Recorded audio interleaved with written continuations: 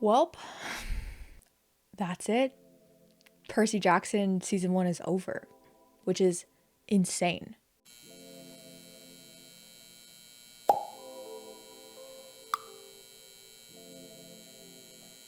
Hey guys, welcome back to another YouTube video. Today we are breaking down episode 8 of Percy Jackson and the Olympians, also known as the last episode of season 1 of Percy Jackson. As of right now, there is no season 2 renewal that I know of. But it's been like public knowledge that Rick and the writers have been working on a season 2 for months. Like they were working on it before the writer's strike even happened. And they've been working on it for a while because even though a season 2 hasn't been greenlit, they're optimistic. And hopefully when season 2 does get greenlit, they have a lot of it written already. So like the process can be a lot faster and they can start shooting way faster and we can get season 2 faster. I cannot believe season 1 is already over though. Like I feel like it took so long to get here. Like we've been waiting years for the show to come out and now it's out and over. What am I supposed to do now? What am I supposed to make YouTube videos about now? Realistically, I will still have, a lot of YouTube videos coming out. Some will be Percy Jackson, some won't be Percy Jackson. I'm actually about to go out of town for like about a week, starting tomorrow. I'm filming this at 1:30 in the morning and I am leaving my house at 7:30 this morning to go to Orlando. So when I get back from Orlando, you can expect a couple more Percy Jackson videos that I want to get out. I'm going to rank all the episodes, talk about what I liked and what I didn't like. I'm going to do a character tier list, and I'm sure I'll come up with a couple other videos here and there. I'll also have a vlog from my trip to Orlando, a whole bunch of stuff. So if you're new here, if you haven't subscribed yet, make sure you subscribe because Percy Jackson content is not going anywhere and there's a whole lot of other content coming your way. But enough about me. Let's go ahead and get into the final episode of Percy Jackson. So the episode starts out strong. It starts out with a gag straight away. We have Luke on a voiceover saying, "Look, you didn't want to be a half-blood. I was seated from the moment he spoke." So we see Percy like about to fight Ares, but then it cuts to a flashback of Percy and Luke at camp, which I love. I adore that they added these flashbacks into this episode because not only did I feel like we didn't really get a lot of time at camp, which is understandable. Like you only have so much runtime and you only have so many episodes, like you have to get the quest started. You can't like lollygag at camp as much as we all wish they could, they can't. So I loved these flashbacks of seeing them at camp, Luke training Percy, really fantastic. And I'm so glad that we got to see it. It also added a lot of depth to their relationship, knowing that Luke was going to be the traitor at the end of this episode. So we get a good little scene of them fighting, some good sword action, and then it cuts back to Percy and Ares. Percy is very serious about this fight with Ares, and I kind of have to laugh because watching a 12-year-old talk like that was kind of funny, but that's sort of the whole point of Percy Jackson. Something I really loved is when Percy is talking to Ares about Kronos and about how Kronos is the one behind all of this because he figured that out down in the underworld. Annabeth turns to Grover and she's like, "What?" Because Annabeth was not there when Percy had that realization. So it was just, that was like a small moment, but I found it really funny. So then Percy and Ares start their fight scene. And I think that this fight scene was a 10 out of 10. It was everything I could have asked for. I'm kind of convinced that Adam Copeland might just be Ares, like in real life. He's a little too good. They're fighting. I love the sword choreography. Ares like picks Percy up and like slams him down on the other side of him, very wrestler of him if I do say so myself. And then he kicks Percy like a mile away, but he kicks Percy into like the leftover water from the ocean. So now Percy's wet and that means Percy's powers are juiced up. So Percy gets up. He has this super cool moment that's a callback to his conversation with Ares in episode 5, where he's like, "I told you, if you weren't careful, you were going to find out who I am." And then this giant wave comes up and then crashes onto Ares. So visually stunning, in my opinion. The special effects look fantastic. The volume screen looks great and the special effects look great. The wave comes up and it crashes over them and you see like a bubble sort of form around Percy and Ares just gets taken by the wave and he's like eating sand essentially. Super embarrassing for him, not gonna lie. And while Ares is trying to get up, Percy comes in, he like slides in and he sneak attacks Ares and like nicks his ankle. Very impressive. I loved that. He outsmarted Ares. That's basically what Luke trained him to do. I thought the fight scene with Ares was fantastic. So then Ares tells Percy, you've gained an enemy, blah, blah, blah, and then he disappears. They added in the nice little moment from the book where they're like, don't look at his true form, and he like disappears into like a bright, shiny light or something like that. That was pretty nice. And then Hades' helm washes up on the beach. And then we hear Sally's voice from far away. Now, it's important to note, I talked about this on my TikTok. We got this information from Rick like 2 days ago or something. They made a change in the show from the books where they were like, if the pearls always return to the sea, why can't the pearls take them to the Atlantic Ocean instead of the Pacific Ocean? So the beach that they all wash up on is actually the Montauk Beach, which is the beach where like the cabin is that Sally and Percy went to earlier in the show.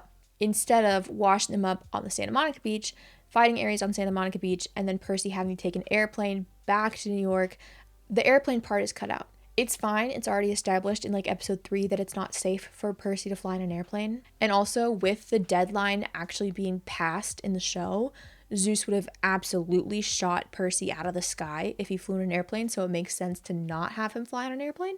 So yeah, in case anybody was confused, the pearls took them to the Montauk Beach instead of the Santa Monica Beach. But so we hear Sally's voice, we turn around and we see the cabin. So Percy obviously goes to the cabin. But it's not Sally, it's Alecto. We do the whole scene of them giving her Hades' helm, and Percy's like, returns to Hades, tell him to release my mom, tell him to keep his end of the bargain, I'm keeping mine, blah, blah, blah. She's like, good luck on Olympus, you're gonna need it. Grover and Annabeth are like, Percy, you cannot be going to Olympus. Zeus will kill you. The deadline is passed. There is no reason for you to go to Olympus. We failed the quest. You don't need to return this bolt.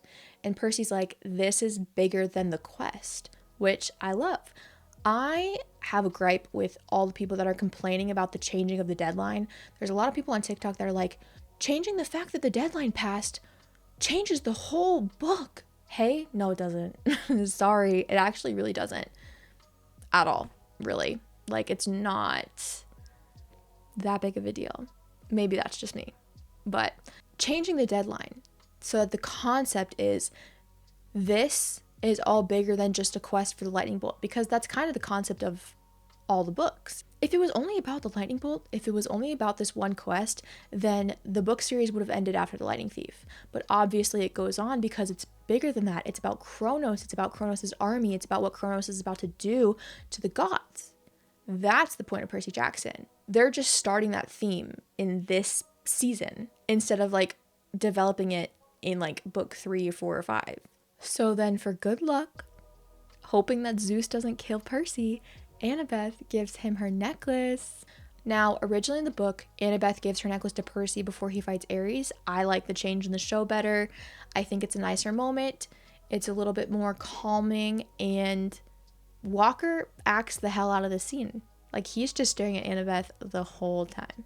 So next we see Percy at the Empire State Building. We are moving fast and I like it. This episode felt very go, go, go, and I appreciate it. So Percy goes up to Olympus and we get our first look at Olympus, and I think it looks gorgeous. Obviously it's CGI rendered, like duh. But I still think it looked really cool. I really liked the design of it. We cut to another flashback of Percy and Luke. This time they're not really sword fighting, they're more just having a conversation about why demigods exist. Basically, the gods made demigods so that they could cheat for the gods because the gods can't break rules. And Percy's like, shouldn't that make the gods afraid of us if we can break the rules and they can't? And Luke's like, you're getting it. You're understanding. And this is interesting because this is going to lead Luke to think that Percy's going to be on his side, that Percy's going to come with him. Very fun and interesting setup. And also, in this flashback, Luke mentions that Annabeth has a deathly fear of spiders.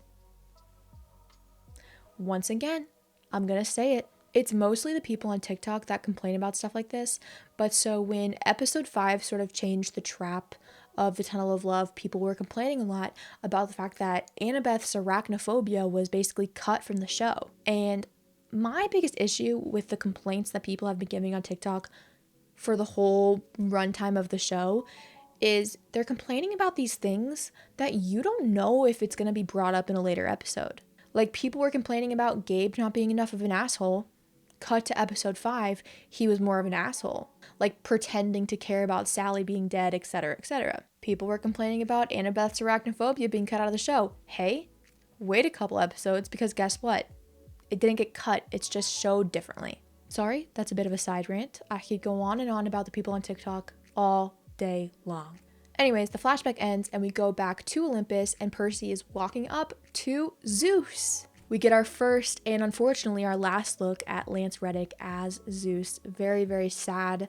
I've been so sad and heartbroken over the fact that Lance Reddick passed away and that he was only going to be Zeus for this short time, like ever since we got news of him passing away. But after seeing him as Zeus, it's just 10 times more heartbreaking because Rick was not kidding when he said that Lance was the perfect Zeus, and that's why they casted him. I absolutely understand because he was fantastic. So Percy returns the lightning bolt. He tells Zeus that Kronos was the one that stole it. In the books, at least in The Lightning Thief specifically, there's this whole concept of like names having power. And once again, I've seen people complain about how the show doesn't really seem to be adding this specific detail from the book. My thing is that I feel like Rick dropped that after the first book. Like after The Lightning Thief, the whole names have power thing doesn't really stick. He kind of leaves it out and like forgets it. So I think it's fine that that's not really part of the show. It's really not a big deal. So Percy is trying to tell Zeus about Kronos and how Kronos is trying to come back.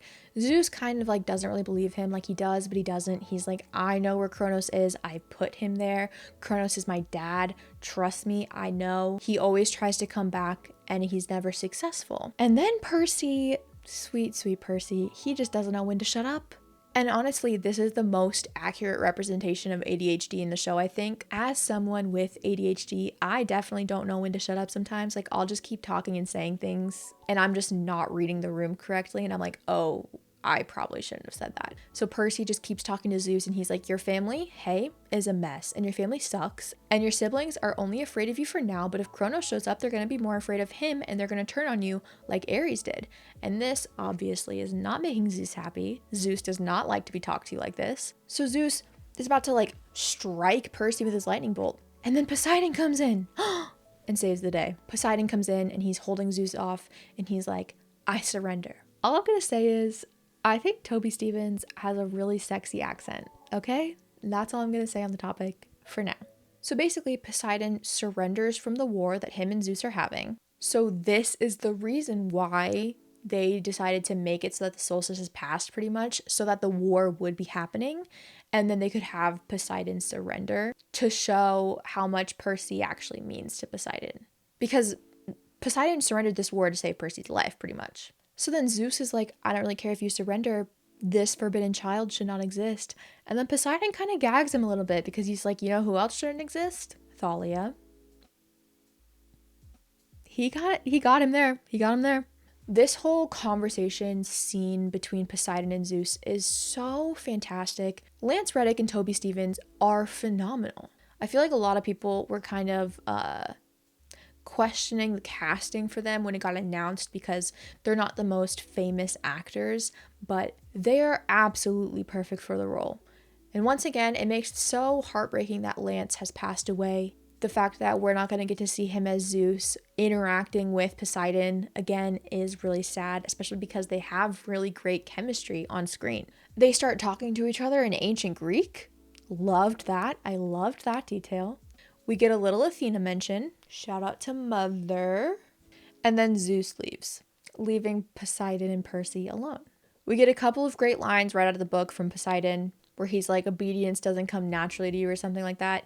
And then he says, the sea doesn't like to be restrained. Those are pretty much direct quotes from the book, which I love. We get to see Poseidon talk about Sally a little bit because Percy asks him if he ever dreams about Sally. What I don't like, though, is I did not get one of my favorite lines in the entire series. One of my favorite lines is when Poseidon says to Percy, your mother is a goddess among women. And I was so looking forward to hearing Toby Stephens say that in his sexy accent, and I didn't even get that. See? The show's not perfect, and it's fine. This scene between Toby and Walker was really fantastic. They're a really good father-son duo. I also think Walker was kind of born to play characters with daddy issues because the way that he's looking at Poseidon in this scene is absolutely incredible. Their conversation's cut pretty short because Poseidon says you need to go, and he has a pearl, and he basically like drops it in front of Percy, which sends him back to camp. A little bit different from the books. In the books, he goes from Olympus to his apartment in New York, back to camp, and then back home. I understand why they changed that for the show. That's a little bit of a messy sequence. So instead, Percy goes straight back to camp. He goes back in. Everyone's clapping for him because he's stopped a war. We see Percy and Annabeth and Luke all talking in the Hermes cabin about Clarice being the lightning thief. Like, Luke is such a little liar. And then basically Luke sort of like lures Percy away from the crowd, thinking that they're going to talk to Chiron. So Percy starts to break down the prophecy because he's like, this came true, and then he gets to the line about being betrayed by a friend, and that's when he kind of starts to put together that Luke is actually the lightning thief. He's like, you didn't tell Chiron that Clarice stole the lightning bolt, not because you thought it would be an issue, but because you know you can't tell him that, because it's a lie. You're the one that did it. And I'm sure people on TikTok will be mad about this. They'll be mad about the fact that Percy put it together, but hey, I loved it. I loved the changes made to the whole Luke betrayal scene. I loved it. There's no scorpion in this scene, and I know that's another thing that people on TikTok are probably going to complain about as well, but hey, it's fine. I'll trade the scorpion for Annabeth being there any day. So basically, Percy sort of finds Luke out, and they're talking, and Luke's like, you're not my enemy, Percy. The gods are my enemy. I'm here to recruit you. They kind of didn't really go full villain with Luke's reveal, and I like that. Considering where Luke's character goes by the time you get to book 5, I quite like the fact that they're not going full villain with him right now. I think obviously in seasons 2 and 3 he's going to be a lot more villainous because of what happens to him in those books. But it's not really Luke that's being villainous, it's Kronos through Luke that's being villainous, if that makes sense. So like I said, we get a little bit of a Percy versus Luke fight. There's no scorpion, but it's fine. I liked seeing them sword fight better. We get to see Luke with Backbiter, his new sword. Backbiter can open like portals or something now, which is kind of a cool addition. I'm sure that'll come into play later on in the next couple seasons. We get a good sword fight between Percy and Luke. Luke has Percy on the ground, and all of a sudden a dagger comes out of nowhere and almost hits Luke in the face. And I feel like Annabeth throwing this dagger has a lot of layers to it. If you know the history of the dagger and where it came from, and if you know the foreseeable future of the dagger and how it comes into play later on in the show, it's kind of like she's throwing Luke's promise of family back in his face. Which, you know, that's just me reading into it a lot. That's me reading into the language arts aspect of it, I guess. But yeah, I think there's layers to her throwing her dagger at Luke. But so when Annabeth takes off her Yankees cap and Luke sees her there and he knows that she heard everything, his face is actually kind of heartbreaking, which is shocking because we're in the middle of a villain reveal right now. How dare you have emotions, Luke? So Annabeth has her sword ready and she's like, if you're gonna fight Percy, you're gonna have to fight me. And Luke basically like just runs away. He runs into the portal that he opened because realistically, Luke would rather run than fight Annabeth and potentially hurt her. Luke is a very complex character. Essays could be written about him. Everyone's getting ready to leave camp. We get a nice little conversation between Percy and Chiron. Chiron's like, Kronos is very persuasive, and Percy's like, I'm very stubborn, which is, I think, a very classic ADHD trait, once again. We can see Percy has his little bead around his necklace already, so we didn't really get a beading ceremony, but once again, that's such like a small and obscure scene that really can only exist in a book. Like in a show, in a movie, you have a set runtime. You can't do everything, and it's okay. We get to see Dionysus again, which is super fun. We get another little addition to the running gag of Peter Johnson, and then we get to see Dionysus basically kick people out of camp. Very funny. Percy goes to meet Annabeth at Thalia's tree, and they talk for a little bit, and it's so sweet. We find out that Annabeth is going back to live with her dad for the school year. We get a nice little Disney World plug in the episode. I see you, Disney Plus. I see you. And then we have this shot of like Percy smiling at Annabeth, which is actually so sweet. Like, it's such a sweet smile. It got me. Grover shows up and we find out that Grover got his searcher's license, so he is officially licensed to go search for Pan. And he's like, all of the natural world has been searched multiple times, but no satyr has ever searched the seas, beautifully setting up Sea of Monsters. And then the trio has this really sweet moment where they're like, let's make a pact. No matter what happens, this time next year, we will meet right here at this spot. And at this point in the episode, I'm sobbing hysterically. You can watch my episode reaction, but hey, I was crying like a little baby, even though I'm 24. A 24-year-old crying over 12-year-olds. Fictional 12-year-olds. A little bit humbling, but it's fine. Then we see Percy walking up to their cabin on Montauk again, and we get the Sally and Percy reunion. So sweet, had me crying, until Sally's like, you need to wake up. I've never been more gagged in my life, actually. I'd like to see the people on TikTok say that that scene didn't have any suspense in it, didn't have any tension, because I was suspended with lots of tension, thank you very much. So what we thought was a Sally and Percy reunion was actually a Chronos dream. They got me. They got me good. The scene between Percy and Chronos is very cool. I like it a lot. Percy wakes up and he's in his home in New York. He's with Sally for real this time. So we didn't get to see their actual reunion, but we can probably infer that it was like the fake reunion we saw. We see that they're journaling his Chronos dreams, which I think is super cute. Sally is just the best mom ever, and her and Percy share a very cute moment. And as the episode closes out, we get another Percy voiceover similar to the one that we got at the beginning of the show, both sort of like book voiceovers. We see Sally making blue pancakes, iconic, and that's basically the end of the episode. Now there is a little post-credit scene of Gabe getting turned into stone by Medusa's head. I really liked how they did this. I interpret it one way, and then I saw somebody on Twitter interpret it a different way. The way that I interpreted the scene is that Gabe went to their apartment, tried to get in, and he couldn't because Sally changed the locks, and the package with Medusa's head was just outside the apartment door. Like, it had just been dropped off at their apartment door. So Gabe, being nosy, opens it of his own accord, and he gets turned to stone, and that's it for him. Someone on Twitter was like, Sally left the box outside of the door on purpose, knowing that Gabe would open it. I didn't think of it like that. I thought that it was just there because it got returned to the apartment and no one had been there to pick up the package yet. So you guys can let me know what you think. Did Sally leave the box outside of the door on purpose, or was it just out there already, and was Gabe turned to stone of his own accord? Let me know what you think. I'm curious to see. But that is the end of the episode, and that is the end of the season. Man, this episode was actually such a good episode. I know there are obviously things that the show can improve on. Like, sure, the pacing could be a little bit better, I'm sure. I'm not someone who, I guess I'm not someone who really notices pacing. So maybe that's just me. I know a lot of people have issues with the exposition dumps. I'm somebody that likes a lot of exposition, so I'm fine with it. But I think this episode had like very few flaws, like not really much to critique, even from the annoying people on TikTok that are critiquing everything. Like, this was a fantastic episode of Percy Jackson. I'm so incredibly sad that the season is over. We've been covering this show for so many years on this YouTube channel. I'm very confident that it'll get renewed for season 2. I'm hoping maybe we'll get a double renewal, so we'll get renewed for seasons 2 and 3. Regardless, I will always be covering Percy Jackson news. It might be a while till we get some Percy Jackson news, but I will always be covering it when it comes my way. Like I said at the beginning of this video, I have a couple other Percy Jackson videos planned for when I get back from my trip, so make sure you stay tuned for those. You don't want to miss them. Please let me know what you guys thought of this episode in the comments down below. I am so excited to hear your thoughts on it.